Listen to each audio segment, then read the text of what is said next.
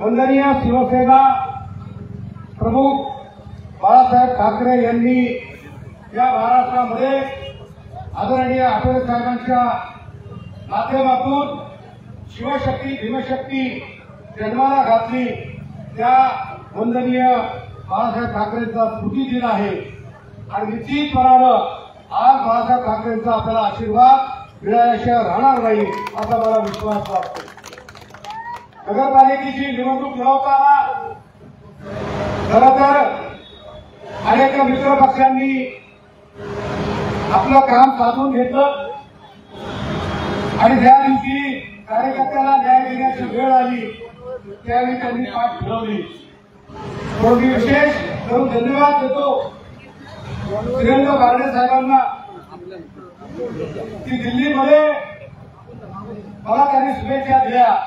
आदरणीय आप्पासाहेबांना भेटून सूर्यकांत वाकडेंना माझा पाठिंबा आहे, तुम्ही त्यांच्या उमेदवारीकरता व्यक्त करा। एक प्रामाणिक नेता की जो सर्वसामान्य कार्यकर्त्याच्या पाठीशी उभा राहत आहे। महाराष्ट्र राज्याचे उपमुख्यमंत्री आणि शिवसेना पक्षप्रमुख एकनाथ शिंदे साहेबांच्या सूचनेनुसार आज मला त्यांनी उमेदवारी दिली। आज आम्ही लोहा नगरपालिकेची ही निवडणूक लढवत आहोत। खरं तर गेले 2-3 दिवस या ठिकाणी सभा चालू आहेत। मला कोणाच्यावरती टीका करायची नाही। खरं तर या शहराचा जो विकास आहे ज्या पद्धतीनं अपेक्षित आहे, अपेक्षित होता तो अद्याप झालेला नाही आणि म्हणून खासदार श्रीरंग बारणे यांच्या नेतृत्वाखाली एक सुंदरसं पर्यटन स्थळ आपल्याला उभं करायचं नाही। आतापर्यंत गेल्या नगरसेवक असतील, नगरसेवक असतील, आपापल्या प्रणित शहराचा विकास केलेला आहे, मी तो नाकारणार नाही, परंतु लोणार शहराचा नावलौकिक वाढावा, देशभरामध्ये जगभरामध्ये या शहराची प्रसिद्धी यावी, प्रसिद्धी व्हावी आणि पर्यटक यावेत असं एकही पर्यटन स्थळ आम्ही उभं करू शकलो नाही।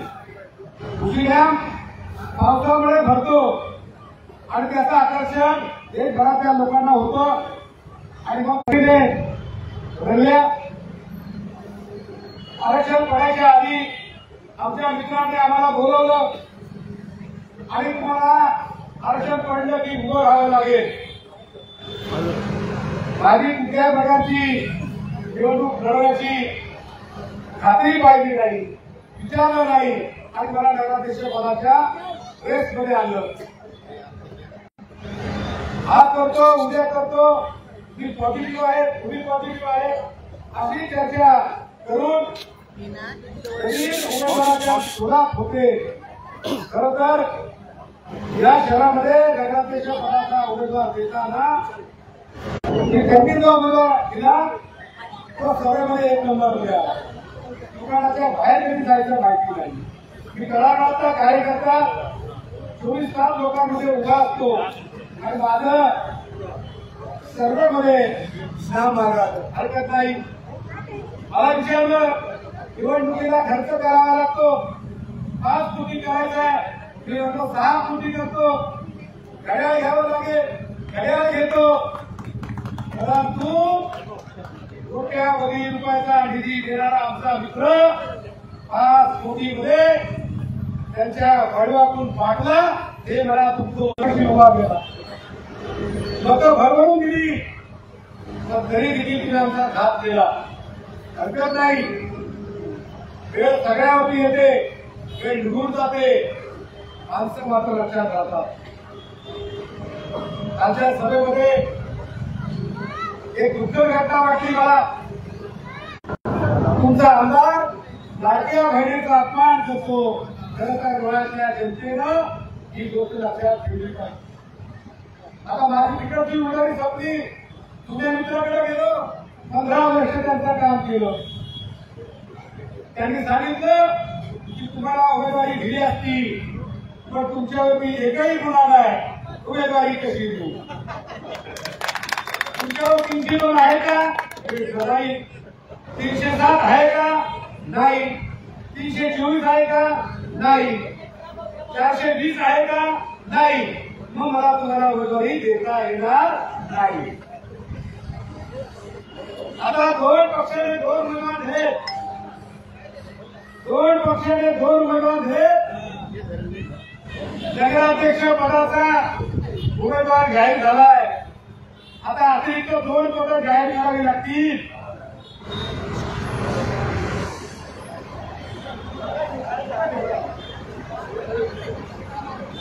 नगराध्यक्ष पदाचे उमेदवार जाहीर केले तर आमदार साहेब तुम्ही एक मुख्याधिकारीचं पद जाहीर करायला पाहिजे. जर तुम्ही नगराध्यक्ष दिला तर मुख्याधिकारी का नाही दिला? कारण तो पर्यायी सरकार चालणार आहे. मुख्याधिकारी तसा जनतेचा नगराध्यक्ष तसा जनतेचा मुख्याधिकारी आहे. दुसरा आमच्या मित्रपक्षाने किती नगराध्यक्ष पदाचा उमेदवार दिलाय त्यांना किती अतिरिक्त मुख्याधिकारी द्यावा लागेल. आणि हे सगळं मी बोलतोय सगळ्यांच्या लक्षात येतंय. हा जो कारभार आहे मी माझ्या 40 वर्षाच्या जीवनामध्ये एक व्यापारी मित्र असेल एक रुपयाची खडरी मागितली, व्यापाऱ्यांचा सन्मान केला, माझ्या बहिणीचा सन्मान केला. मी प्रशासनाच्या विरोधात टोकाची भूमिका घेतो हे सत्य आहे. परंतु सामाजिक सलोखा जातीय सलोखा राखण्यामध्ये मी माझ्या पक्षाने समाजाने सातत्याने काम केलं. आणि म्हणून आज एके जरी माझ्याकडं डोळे वटारत असतील तर मतदार मात्र मला प्रचंड बहुमताने विजयी करतील हा विश्वास. किती माझी भीती मामा भाषे म्हणून मला अडवती. काय असं तिथे नगरपालिकेत घडले हो? कोणत्या फायली उघडणार आहे? कोणत्या फायली तपासणार आहे? हा म्हणतो तुला मग तुला पाठिंबा मिळत नाही, तो म्हणतो तुला विरोध आहे. आमदार साहेब काल घ्या तुम्हाला किती विरोध होता. विरोध असताना देखील मी रक्ताचं पाणी केलं आणि तुम्हाला प्रचंड मताने निवडून आणलं. त्यावेळी तुम्हाला विचारलं नाही की तुमच्या विरोधात तालुका मी कसा येईल, तुमच्याकडे किती पैसे हेही विचारलं नाही. परंतु आज ज्या पद्धतीनं हा लोणा शहर मोठ्या आशेनं बघत आहे, मी तुम्हाला सर्व लोणाकरांच्या समोर एक शब्द देतो. 1 रुपयाचा भ्रष्टाचार करणार नाही आणि कुणालाही कळू देणार नाही हे आमचं विचार आहे. तुम्हाला किल्ल्यांची लढाई कर. किल्ल्यामध्ये चाव्या तळेवायला पाहिजे का भांगरवायला पाहिजे यासाठी हा झगडा आहे, यासाठी लढा आहे. आज मला 5-5 वेळा निवडून देणाऱ्या लोकांना आव्हान आहे. आज मी या निवडणुकीच्या माध्यमातून शहरामध्ये फिरतो, गल्लीमध्ये फिरतो. शहराचा कल्याणचा विकास झालेला नाही, पर्यटन स्थळं विकसित झालेली नाही. आणि म्हणून आपण एकनाथ शिंदे साहेबांच्या माध्यमातून ते नगर विकास मंत्री आहे. निश्चितपणानं आपल्याला या शहराचा विकास करण्याची भरघोस मतात आपल्याला निधी देतील. एक फक्त तुम्हाला काय करायचंय की दृश्यमानावरती कुटुंब लावायचे आणि शिवशक्ती भीमशक्तीला विजयी करायचे. एवढंच काम तुमच्याकडं. आदरणीय रामदासजी आठवले केंद्रामध्ये आहे. केंद्रात आपण या शहराच्या विकासाच्या बाबतीमध्ये निश्चितपणानं आपण निधी पुरवतो. खासदार साहेब खरं तर आजचा दिवस जो आहे ही नगरपालिका बरखास्त झालेला 25 वर्ष होत आहे. बरखास्त झालेला 25 वर्ष होत आहे. आणि जे उमेदवार उभे आहेत त्यांच्यामुळेच मी मागच्या नगराध्यक्ष झालो होतो आणि आता देखील त्यांच्यामुळेच मी नगराध्यक्ष होणार आहे. हा त्यांच्या पुत्राला दाखवला. त्या कामामध्ये आप्पासाहेब 27 लाखाला त्यांच्या मी दुपारी आज इथं स्विमिंग पूलचा डेमो लावणारे डेमो नगरपालिका बरखास्त कशामुळे झाली. आपल्या शहरामध्ये एक छोटासा जलतरण तलाव होता. 11 वेळा त्याचं टेंडर काढलं, 11 वेळा. आणि ही लढाई चाललेली आहे. ही केवळ पैसे गुंतवायचे, ते डबल टिबल करायचे, सर्वसामान्य माणसांना केवळ गुंताबा द्यायच्या. आणि म्हणून तुम्हाला मी पुढच्या सभेमध्ये विस्ताराने बोलेन. आज पाडण्यासाठी या ठिकाणी आले, त्यांनी आपल्यावरती विश्वास टाकला आणि त्यांच्याकरता आपण सर्वांनी प्रेमाने टाळ्या वाजवा आणि आपल्या तुम्ही आम्हाला साथ दिली आम्ही अशी बोलत नाही. आम्ही एकदा शब्द दिला की पाहिल्याशिवाय राहत नाही.